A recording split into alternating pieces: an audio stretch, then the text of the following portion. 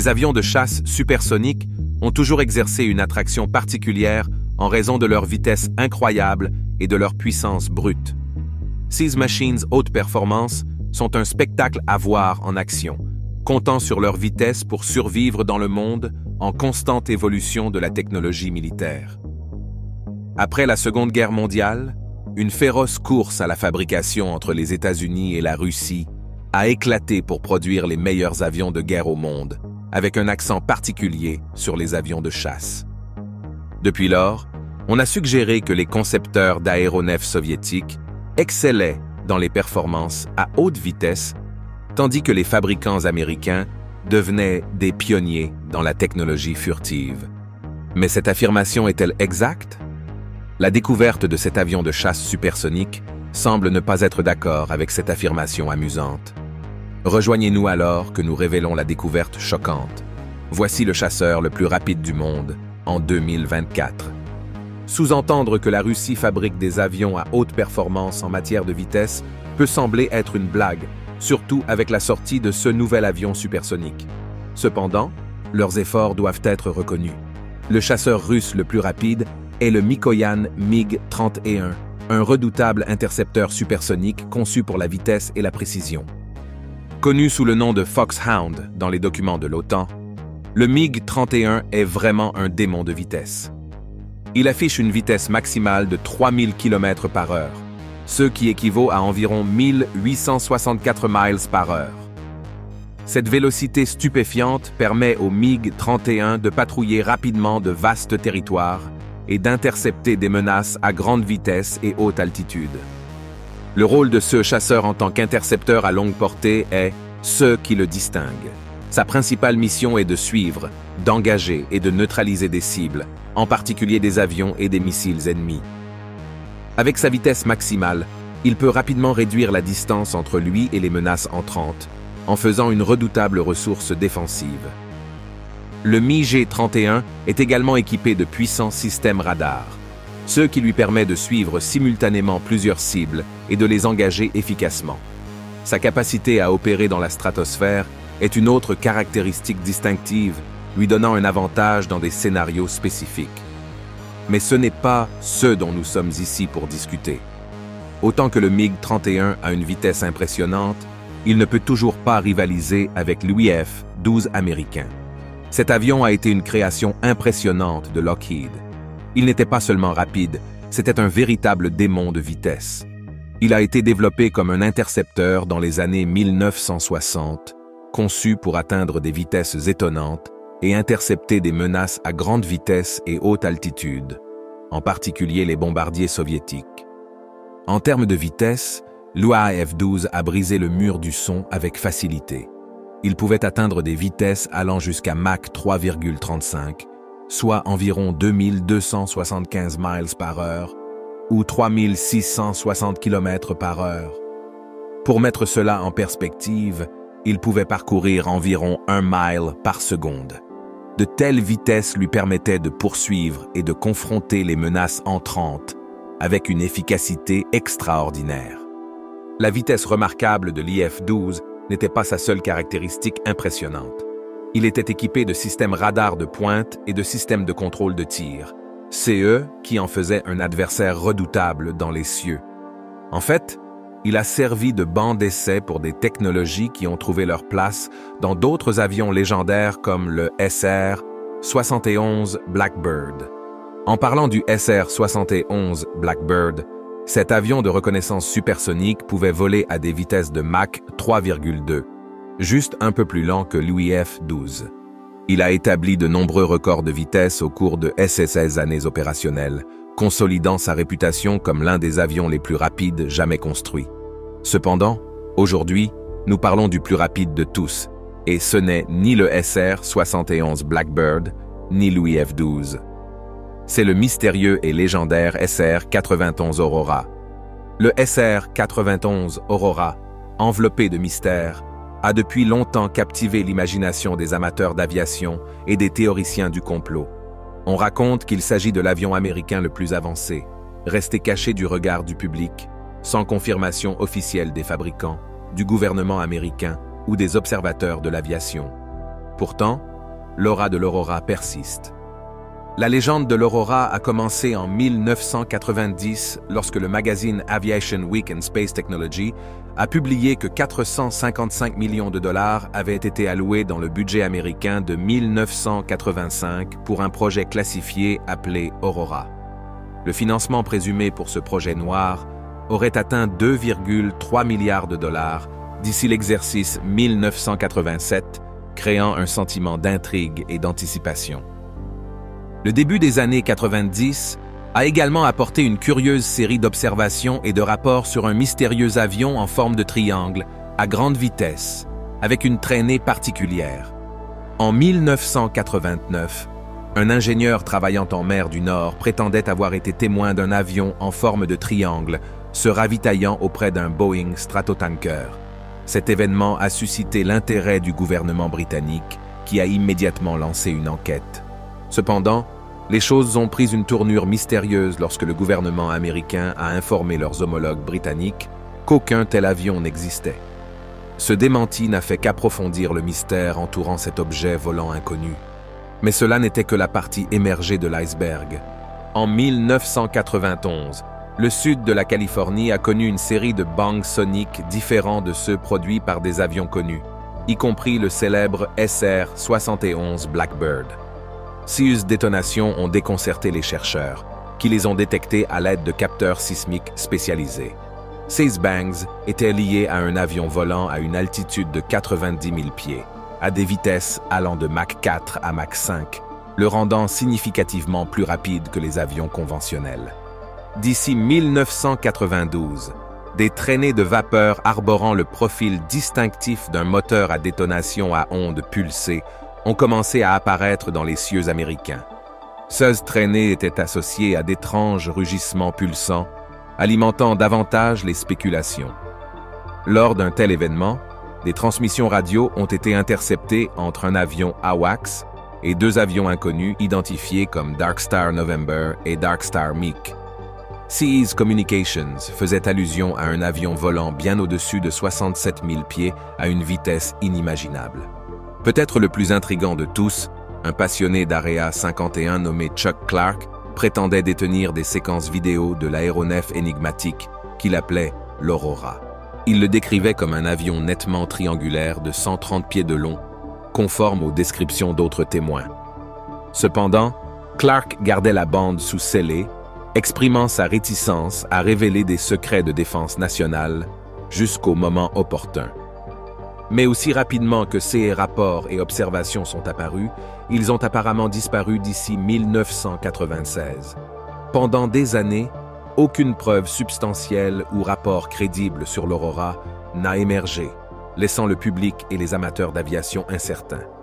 Il ne faut pas non plus oublier que la fin des années 1980 a marqué une époque où de nombreux observateurs de l'industrie aérospatiale croyaient que les États-Unis avaient la puissance technologique et la motivation pour construire un successeur du vieillissant SR-71 Blackbird.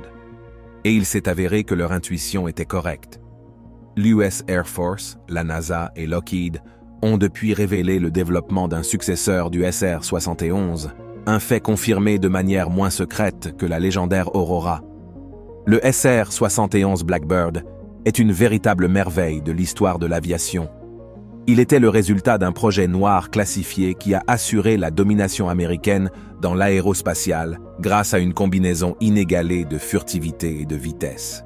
Cet avion, principalement construit en titane, était propulsé par 2 moteurs Pratt & Whitney G58, chacun capable de produire une poussée stupéfiante de 32 000 livres.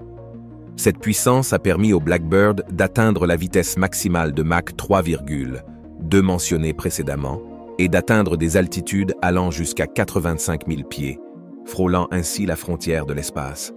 Les pilotes du SR-71 devaient revêtir des combinaisons pressurisées, similaires à celles portées par les astronautes, en raison des altitudes élevées auxquelles ils opéraient. Pendant 35 ans, le SR-71 Blackbird a régné en maître en tant qu'avion de reconnaissance ultime pour l'US Air Force et la NASA. Sa retraite en 1998 a laissé un vide qu'aucun autre avion ne pouvait combler. Cependant, le besoin d'un avion hypersonique invincible persistait, et le SR-91 Aurora a émergé comme la réponse potentielle. On disait que le SR-91 avait une vitesse maximale dépassant Mach 6, doublant la rapidité de son prédécesseur, le SR-71. Mais le SR-91 Aurora est-il réel? Cela reste une question sans réponse définitive. Ces prétendues observations de l'aéronef inhabituel et les bangs soniques inexpliqués ont alimenté les spéculations, mais aucune preuve concrète ne relie ces événements au SR-91.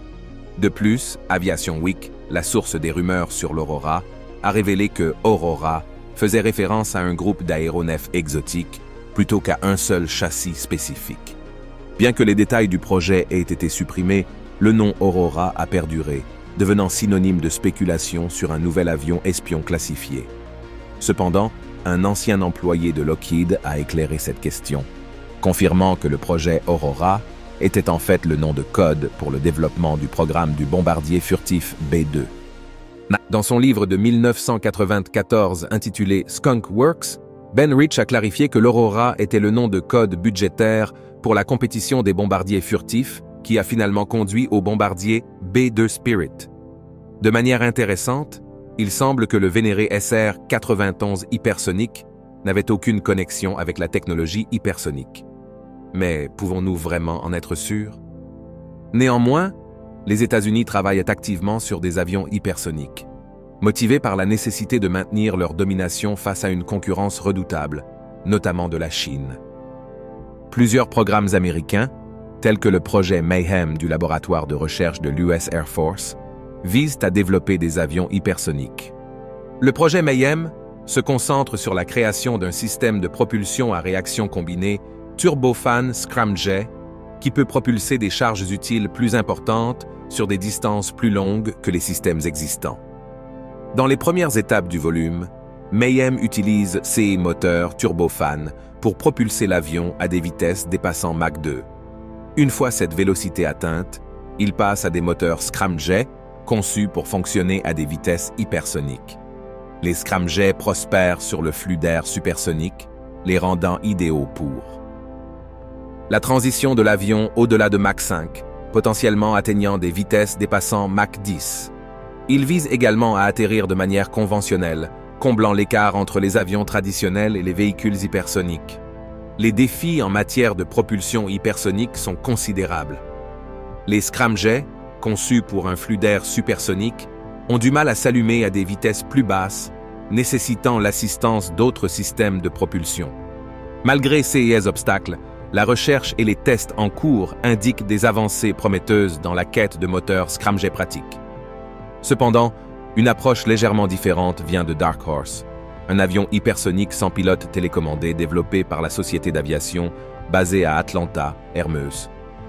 Dark Horse utilise un moteur à réaction appelé Chimera avec un cycle combiné de 18 millions de dollars. Contrairement aux scramjets, les ramjets ralentissent l'air supersonique avant de l'allumer, réduisant les complexités d'ingénierie et les coûts. Cependant, cette approche a certaines limites de vitesse, car on s'attend à ce qu'elle atteigne des vitesses hypersoniques inférieures à Mach 6. Pour mieux comprendre l'aspect technique de cette entreprise, Hermeus utilise un moteur à cycle combiné turbine-ramjet ou TBCC qui fusionne efficacement les capacités d'un moteur à turbine avec celles d'un ramjet. Ce moteur hybride peut passer en douceur entre le fonctionnement à basse vitesse et haute vitesse, englobant des phases essentielles telles que le décollage, la croisière et l'atterrissage. Hermeus a choisi le moteur Pratt & Whitney F-Cent pour la composante turbofan du moteur Chimera. La société hypersonique basée à Atlanta a récemment franchi une étape passionnante dans la technologie aérospatiale en acquérant un moteur F-1229 de Pratt & Whitney. Ce moteur est renommé pour son rôle dans la propulsion des F-15 Eagles et F-6S de l'USAF. Le moteur F-100 propulsera l'avion hypersonique Dark Horse de Hermeus, le propulsant à des vitesses incroyables de Mach 2,8 en route vers un Mach 5 stupéfiant. La transition de cette engine de turbofan à ramjet a été démontrée avec succès dans une soufflerie en 2022, avec des plans pour le tester sur le Dark Horse en 2025. Cette avancée significative a été annoncée par Hermeus plus tôt en juin. Selon le PDG de la société, Hadji Piplika, la décision de passer à une centrale électrique conventionnelle plus puissante faisait partie de leur vision stratégique. Ce choix s'inscrit dans la progression de Hermeus, passant de leur avion d'essai Quarter Horse, télécommandé initialement à l'Unmanned Aerial System, ou UAS hypersonique plus substantiel et réutilisable, le Dark Horse. En regardant plus loin dans l'avenir, la société aspire à développer un avion hypersonique de 20 passagers nommé Halcyon. Pour valider Chimera, la société utilise le Quarter Horse, un avion d'essai plus petit, propulsé par le moteur General Electric G85 de 5000 livres de poussée en conjonction avec un turboréacteur. Cette combinaison est conçue pour atteindre des vitesses dépassant Mach 4.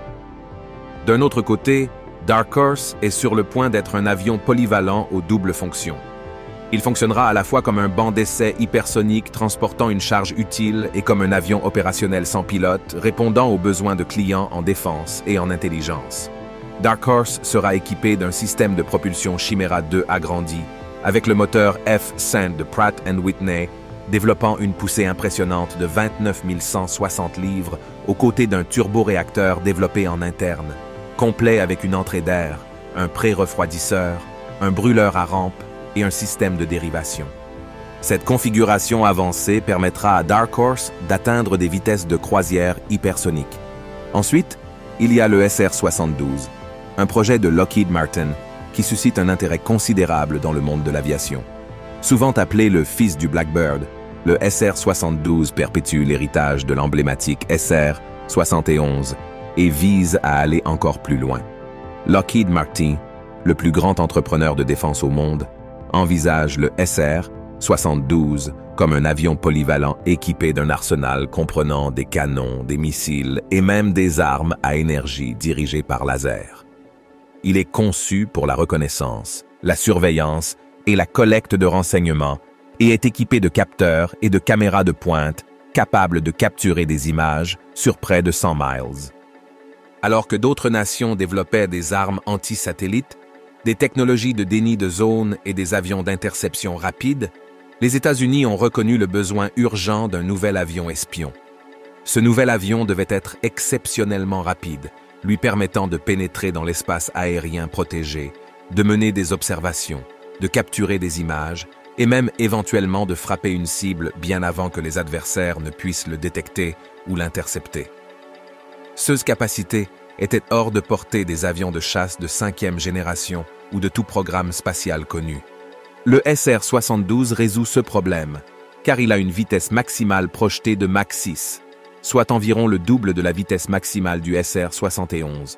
Il peut également atteindre cette vitesse remarquable tout en volant à une altitude de 80 000 pieds, équivalente à 3 fois la hauteur de l'Everest. Cela impliquait que cet avion pourrait traverser le globe en une seule heure.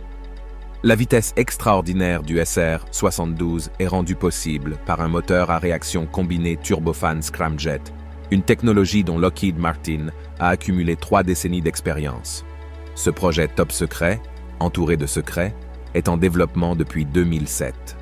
Cependant, les ingénieurs de Skunk Works de Lockheed Martin ont probablement lancé la recherche et le développement de nombreuses années auparavant.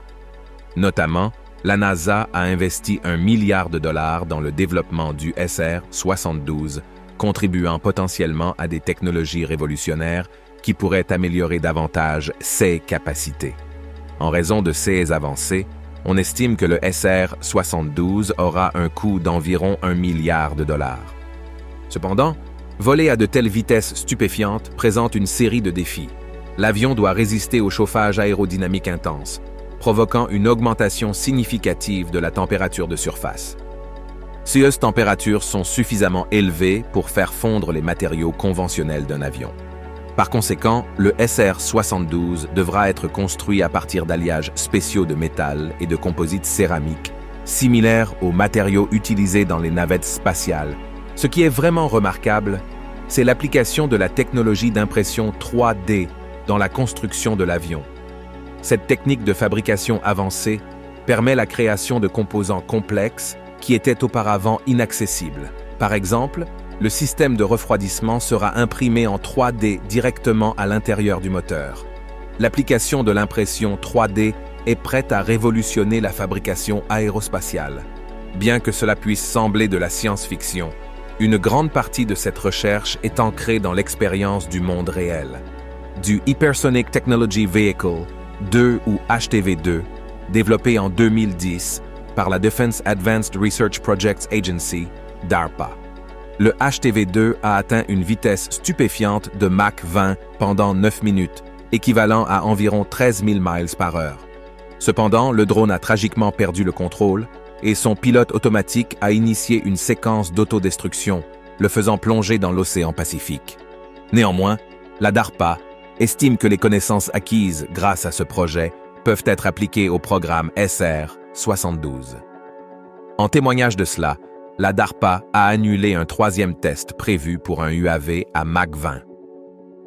En regardant vers l'avenir, cette version avancée du SR-72 pourrait ne pas servir uniquement à la collecte de renseignements et à des fins de reconnaissance, mais pourrait éventuellement être équipée pour déployer des missiles hypersoniques conçus pour des frappes précises. Les implications de cette technologie sont révolutionnaires, offrant aux États-Unis un avantage sans précédent en termes de reconnaissance et de capacité militaire potentielle.